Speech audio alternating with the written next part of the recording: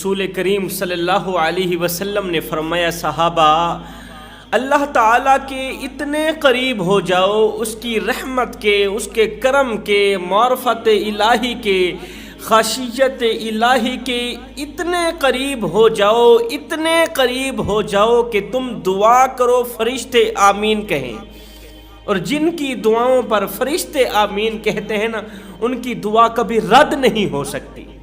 اللہ تعالیٰ کی معرفت کے اس قدر قریب ہو جاؤ۔ ساتھ میں ہی رسول کریم صلی اللہ علیہ وآلہ وسلم نے فرمایا اللہ تعالیٰ کی رحمت کے 100 حصے ہیں، یعنی کہ اللہ تعالیٰ کی 100 رحمتیں ہیں، اللہ تعالیٰ کی رحمت کے 100 حصے ہیں، ان میں سے ایک حصہ اللہ تعالیٰ نے زمین پر نازل فرمایا، چرند پرند انسان حیوان حشرات الارض پر نازل کیا۔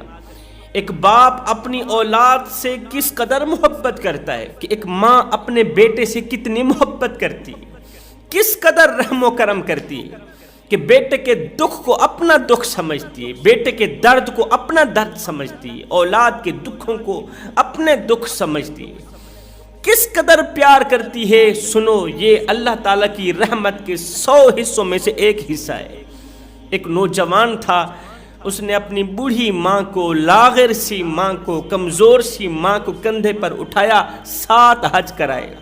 7 حج کرا دینے کے بعد خیال آیا کہ شاید ہی میں نے اپنی بوڑھی ماں کا حق ادا کر دیا ہے۔ صحن حرم میں لیٹا، آنکھ لگی، نیند آئی، خواب کی دنیا میں کسی کہنے والے نے کہا او نادان، تو کہتا ہے کہ میں نے اپنی بوڑھی ماں کا حق ادا کر دیا ہے۔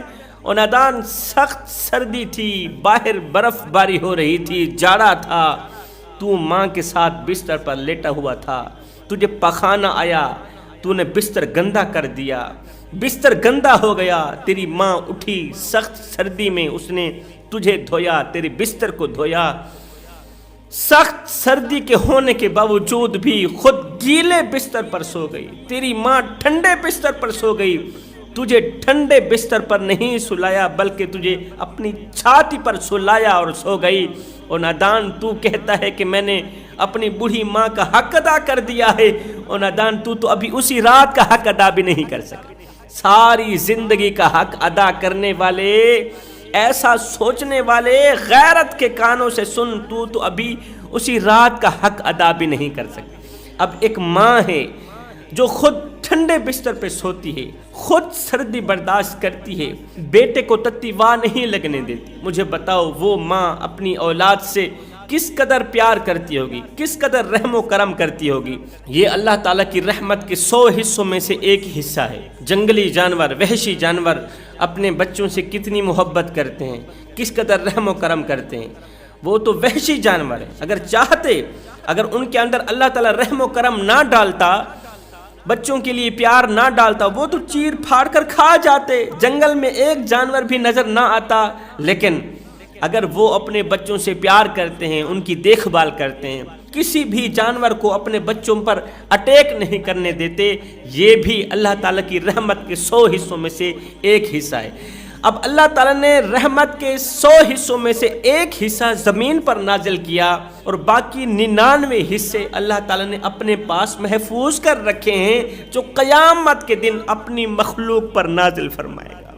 رحمت کے 99 حصے اللہ تعالیٰ نے اپنے پاس محفوظ کر رکھے ہیں، جو قیامت کے دن اپنے بندوں پر نازل فرمائے گا۔ اللہ تعالیٰ کی 3 رحمتیں ایسی ہیں جو انسان خوشی سے قبول نہیں کرتا۔ وہ کون سی 3 رحمتیں ہیں جو کہ حضرت انسان خوشی سے قبول نہیں کرتا؟ نمبر 1، بیٹی۔ وہ بیٹی جس کے بارے میں میرے کریم نبی نے فرمایا فاطمہ تو میرے جگر کا ٹکڑا ہے۔ یہ اس دور کی بات کر رہا ہوں جب بیٹی کو ذلیل و رسوا کیا جاتا تھا، جس کے گھر میں بیٹی پیدا ہوتی تھی اس کی ناک کٹ جاتی تھی، اس کی عزت والی پگڑی خاک میں مل جاتی تھی۔ بیٹی کے پیدا ہوتی ہی اس کی عزت والی پگڑی خاک میں مل جاتی تھی، اس کی ناک کٹ جاتی تھی۔ لوگ اس کی طرف اشارہ کر کے کہتے تھے یہی وہ بدبخت ہے جس کے گھر میں بیٹی نے جنم دیا ہے، بیٹی نے جنم لیا ہے، یہی وہ کم بخت ہے، یہی وہ بدقسمت ہے۔ لوگ کہتے تھے اٹھاؤ اپنی بیٹی کو، اٹھاؤ زندہ دفن کر دو، جاؤ زندہ درگور کراؤ۔ معاشرے میں اپنی ناک بچاؤ، عزت والی پگڑی بچاؤ، لوگوں کے تانوں سے بچ جاؤ۔ یہ مجبور مرتا کیا نہ کرتا، اپنی بیٹی کو اٹھاتا جا کر زندہ دفن کر دیتا۔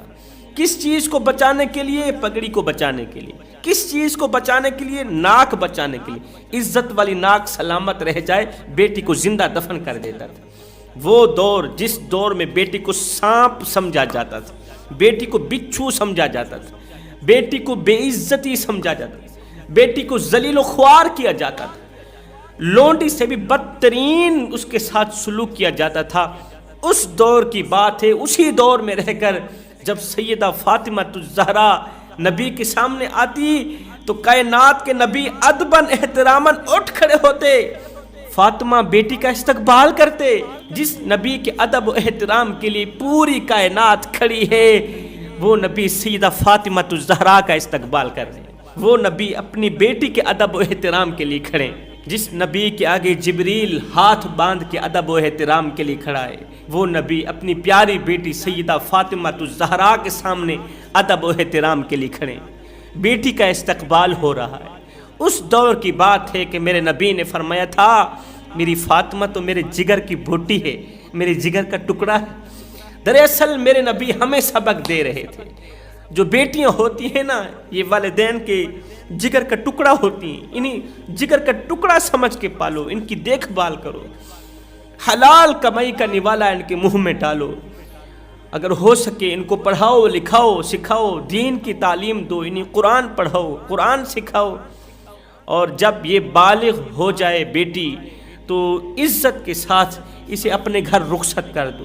فرمایا قیامت کا دن ہوگا، نفسا نفسی کا عالم ہوگا، جس شخص کی 3 بیٹیاں ہوں گی اور جس نے حلال کی کمائی سے اپنی بیٹیوں کو پالا ہوگا، حلال کی کمائی سے بیٹیوں کے منہ میں نوالا دیا ہوگا، روٹی دی ہوگی، بیٹیوں کو پڑھایا ہوگا لکھایا ہوگا سکھایا ہوگا، حسب استطاعت بیٹیوں کو دین کی تعلیم دی ہوگی، پھر عزت کے ساتھ شریعت محمدی کے مطابق نکاح کر کے بیٹی کو رخصت کر دیا ہوگا، قیامت کا دن ہوگا، نفسا نفسی کا عالم ہوگا، وہ 3 بیٹیوں کا عزت دار باپ اور میں محمد، ہم دونوں اس طرح اکٹھے ہوں گے جس طرح یہ دونوں انگلیاں ایک دوسرے کے ساتھ جڑی ہوئی، جس طرح یہ دونوں انگلیاں ایک دوسرے کے ساتھ اکٹھی ہیں نا، وہ 3 بیٹیوں کا باپ اور میں محمد، ہم دونوں جنت میں اس طرح ہوں گے جس طرح یہ دونوں انگلیاں ایک دوسرے کے ساتھ ملی ہوئی۔